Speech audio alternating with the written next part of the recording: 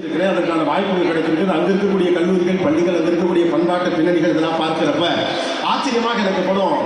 நம்ம ஊர்ல மட்டும் எப்படி இவ்வளவு தூரம் பிள்ளைகளுக்காக ஒரு தியாக வாழ்க்கையை வாழ்றாங்க அப்படின்னு ரொம்ப ஆச்சரியமாக இருக்கு. காலம் முழுக்க பிள்ளைகளுக்காகவே வாழ்ந்து, காலம் முழுக்க பிள்ளைகளின் படிப்புக்காகவும் பிள்ளைகளுடைய வாழ்க்கைக்காகவும் உழைத்து உழைத்து தனக்கு ஒன்றும் சேர்க்காமல் உடம்புல வியாதியை மட்டும் விட்டுட்டு கடைசி வரைக்கும் பிள்ளை நல்லா இருந்தா போதும் அவனுக்காக காணி நிலமாவது சேர்த்து வச்சுட்டு சாகம் நினைக்கக்கூடிய பெற்றோர்கள் இருக்கிற ஒரு ஊர் இந்த ஊர். ஒன்று. ரெண்டாவது, உசிரே போனாலும் சேர்த்தேன் புள்ள எப்படியா படிக்க வச்சுக்கணும்டா, படிக்க வச்சா புள்ள பொழைச்சுக்கும்னு நம்புறது இருக்குல்ல, அந்த நம்பிக்கை தான் நம்மளை இந்த அளவுக்கு தூக்கி போட்டாங்க. எழுதி படிக்க வச்சிடணும் எப்படியாது.